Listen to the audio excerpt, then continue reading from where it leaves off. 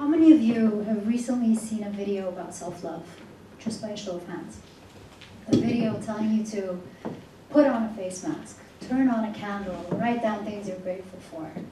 I feel like at no time more than during COVID were we being overwhelmed with videos like that. We were being thrown at with products to try to boost our self-esteem and to turn into the truest version of who we are. It didn't matter whether you would open Facebook, Instagram, YouTube, TikTok. You would see people fully in the clean girl aesthetic telling you to try this new yoga routine, this new skincare routine, to buy that specific journal with that specific pen, and then you would truly love yourself. And to be honest, I'm not trying to expose anyone. I myself fully embraced that. During COVID, I would wake up every morning, go on the hot girl walk, come back, make myself a matcha latte, and in the evening, write down things I'm grateful for with a candle. And it had an effect, a pretty big one actually. For me personally, it was the time where I discovered my love for fancy looking and tasting caffeinated drinks. It was the time where I lost over 20 kilograms and where I nearly got myself out of a depression. Now, the key word there being nearly.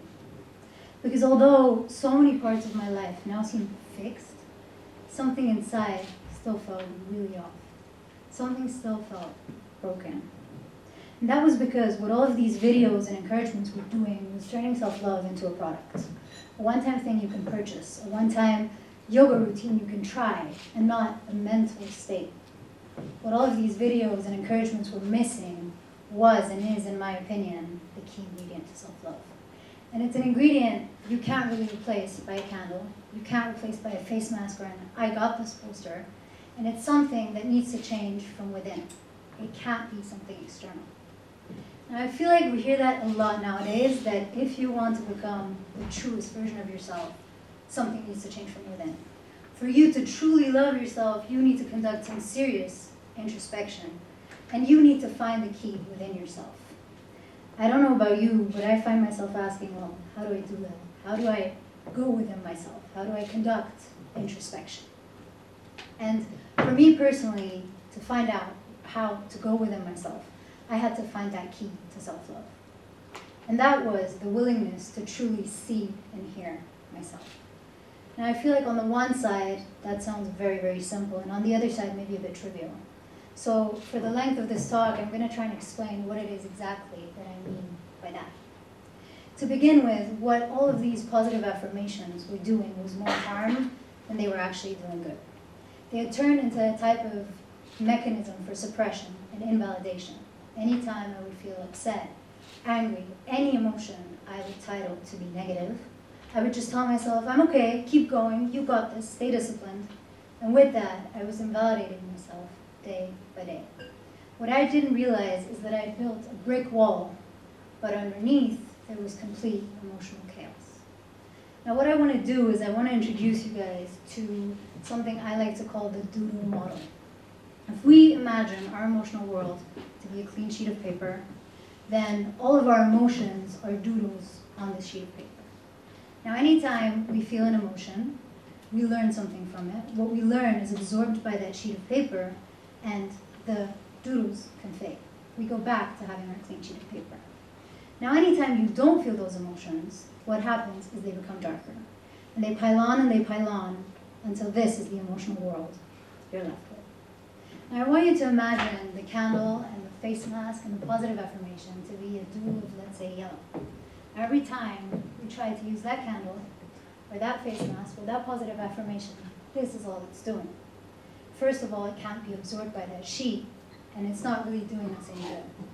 But for me, that's how I thought self-love was done. So I kept piling on more and more until this was my emotional world.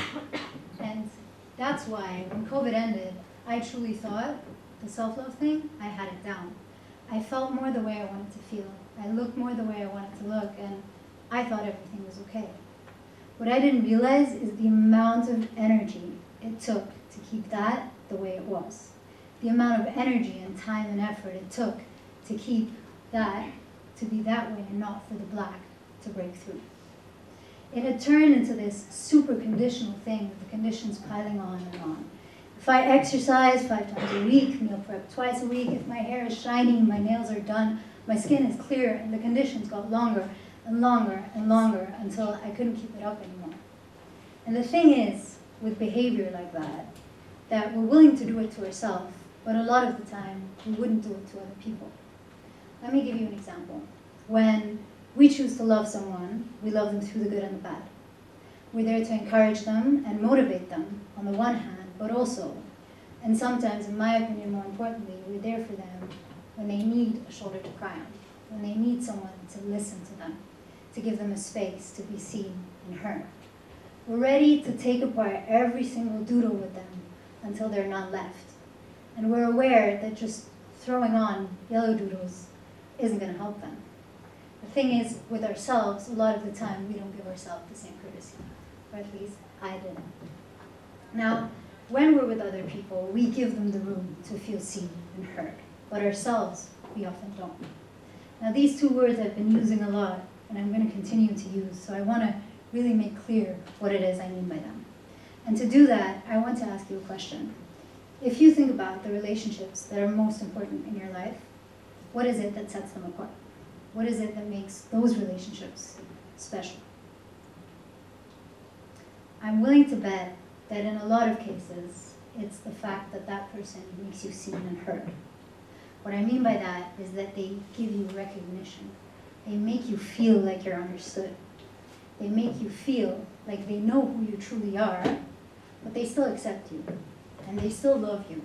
And there are no conditions for that. And your hair doesn't have to be shiny for that, and your nails don't have to be done for that. They love you unconditionally. Now, my person, when I think about one of the most important relationships in my life, is someone I call when I'm happy, when I'm sad, when I'm angry, when I'm frustrated. Frankly, I think I call her a bit too often. But she's the person where no filters exist, where I feel like I can truly be myself, where that love is unconditional. And to be super honest and truthful, I'm really happy because she's here today. And maybe through this, I can show her how much the space she creates for me to be seen and heard really means to me. But when I also think about what it is that sets that relationship apart from all the other relationships in my life, it's that she thinks of me and interacts with me the way I wish I could think about myself and interact with myself. Let me repeat that. She thinks of me the way I wish I could think of myself and interacts with me the way I wish I could interact with myself. When I realized that, I thought, okay, maybe the key to go within is to model my relationship to myself as closely as I can to my relationship with her. So to show you how I did that, I want to share a little experience with you guys. So this is me when I was about 2 years old in our house in Stuttgart, Germany. And my mom had just dressed me in my favorite dress, and I was super excited to go out. And I want to invite you to think of your favorite baby picture of yourself. It doesn't matter what you were doing, who you were with, how you were feeling. It just needs to be a vivid image of little you. And I also want to invite those of you who feel comfortable doing so to close your eyes for this, because I think it might be more of an impactful experience. So you have that little baby image of yourself. And now I want you to think of a scenario in the past month that made you really upset, that really hurt you. And now you're going to imagine a really big room, but the room is empty other than 2 chairs in the middle. And those chairs are facing each other. And in one chair it's you, and the chair opposite you is little you. And you two are going to have a conversation. So little you is sitting in front of you and is telling you about this thing that made you really upset that happened the past month. And they're telling you the events and reacting to them. How would you react? What would you tell little you? How would you interact with that little version of yourself? Would you tell them to stay disciplined, keep going, it's okay, or would you maybe just give them a hug? Feel free to open your eyes again. When I started interacting with my emotions that way, something fundamentally changed for me.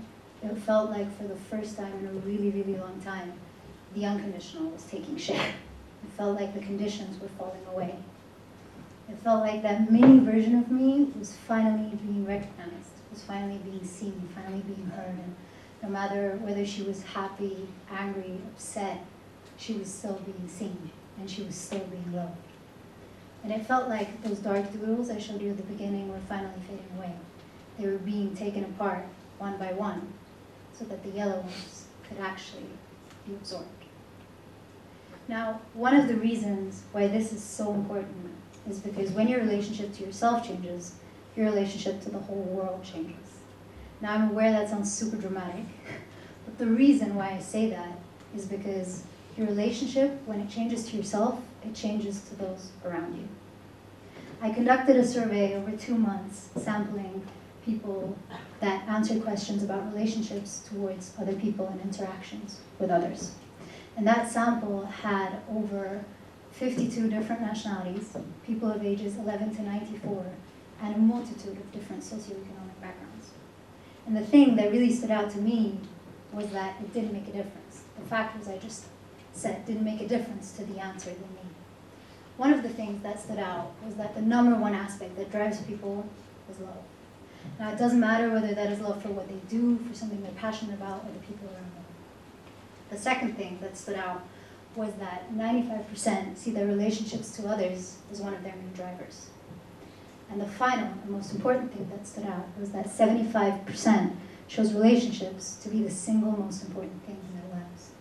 And that's why I say that when your relationship to yourself changes, your relationship to the world changes, because that single most important aspect of your life experiences significant change. Now, if we look at romantic relationships nowadays, a lot of relationships are what my generation, Gen Z, would label as toxic. The informal use of the word is taken to mean causing harm and unhappiness over a long period of time. Now, I suggest that that harm and unhappiness is caused by the foundation of our relationship. What I mean by that is that a lot of the times relationships are based on need and lack rather than want and choice. Let me explain. A lot of the times I feel like we're subconsciously looking for in others what we cannot give ourselves. We find someone who can give us what it is that we need, and we become dependent on that person. Our relationship is then based more on a dependency than on a choice and on love. And we're not aware of the power that comes with that one word, choice. The reason for that is because when we choose to be with someone, that puts a foundation at our relationship that is not easily shaken. We are not with that person because we really need to be with that person and we need them in our lives, but we're with them because we want to be with them. And that makes a very, very big difference. Imagine you could give yourself everything you need, but you choose to receive it from someone else. The power that comes with that is enormous. And your relationship isn't easily shaken. And if someone were to leave your life, it would leave a much smaller impact. Now, I want to make clear, I'm not advertising hyper-independence. I'm aware that when two people connect, something special happens, and that 1 + 1 isn't necessarily 2, but a number much larger than that. What I am saying, though, is that when the foundation of our relationships change, something can fundamentally change. So I do urge you in the next days to think about, do you know what it is you need?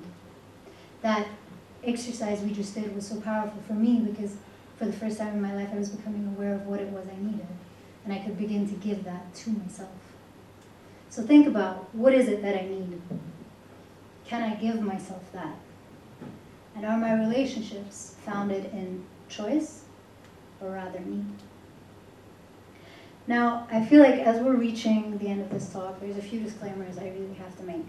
And the first one is that I really don't systematically despise candles, face masks, or positive affirmation. I don't want people to get the wrong idea from the title of the talk. I think those things are incredibly useful, and I have a 3-hour block every Sunday in my calendar to do exactly those things. I think any time we take out of our busy schedules to invest in ourselves is never time wasted and super useful. The only thing I am saying, though, is that these things, the candle, the face mask, the positive affirmation, they all make a much bigger difference if we're working with that clean sheet of paper. Because it is then that they can be absorbed, taken in, and make a lasting impact. Also, the candle, face mask, and the positive affirmation, that's the easy part. It's the glamorous part, and it's the part that's spoken about so extensively. Self-love has really been turned into a product that we can purchase, use once, and then self-love is there. And it is never advertised as a mental state that has to actually develop over time. And these things are the glamorous part.